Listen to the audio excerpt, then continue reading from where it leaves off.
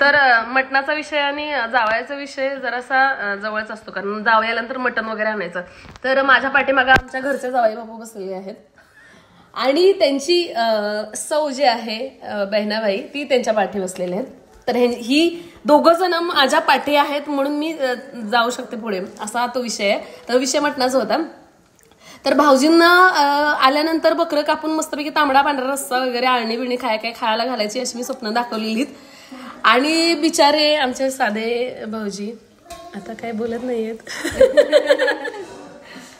तर ते राहिलंच. त्यांना वेळ नाही मिळाला कारण ते टू मच बिझी आहेत. काय बिझी आहेत, कशात बिझी आहेत काय माहिती नाहीये.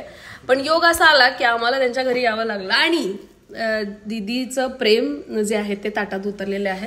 बाय द वे, जावई बापू लाडका प्राणी असतो तिकडचा, त्यांच्या सासरवाडीचा. तर तुम्ही कधी येणार आहात मटण खायला जरा प्रॉमिस करा पटकन.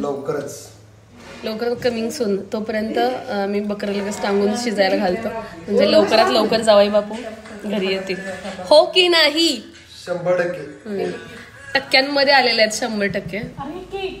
तर फिश तोपर्यंत आलेले आहे. तर आज काही खरं नाहीये दीदी. आज विषय काय आहे? हार्ड आहे विषय, हार्ड आहे.